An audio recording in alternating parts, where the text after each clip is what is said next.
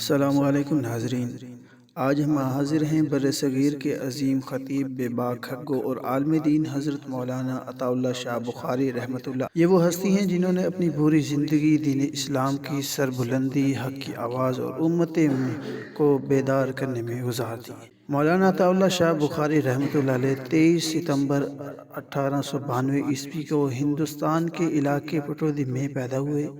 اللہ نے آپ کو غیر معمولی قوت گویائی عطا کی۔ آپ کی تقریر، آپ کا انداز بیان اور آپ کا ولولہ دلوں کو جگا دیتا تھا۔ آپ نے پورے بر صغیر میں گھوم گھوم کر قرآن و سنت کی دعوت دی۔ آپ تحریک ختم نبوت کی سب سے بڑے قائدین میں سے تھے۔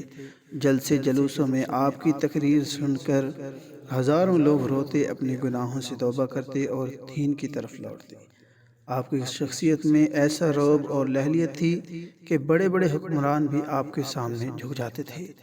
جمعیت علماء ہند اور بعد میں جمعیت علماء اسلام کے مؤثر رہنما، ختم نبوت کے تحریک میں تاریخی کردار، بر صغیر کی سب سے بڑے مقرر جنہیں خطیب اعظم کہا جاتا ہے، نوجوانوں کو بیدار کرنے اور دین کی طرف بلانے والی بے شمار تقریریں۔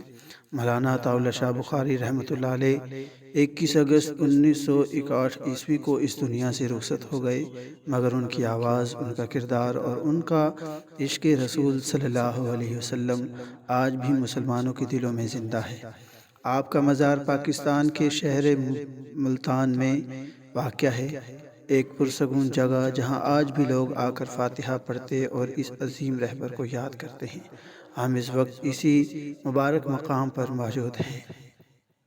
اللہ تعالیٰ مولانا عطا اللہ شاہ بخاری رحمۃ اللہ علیہ کی قبر کو نور سے بھر دے اور ہمیں بھی دین کی خدمت کا شوق عطا فرمائے جیسے انہوں نے پوری زندگی اللہ کے لیے وقف کر دی۔ اگر ویڈیو پسند آئے تو لائک کریں، شیئر کریں اور سبسکرائب ضرور کریں۔ اگلی ویڈیو تک کے لیے اللہ حافظ۔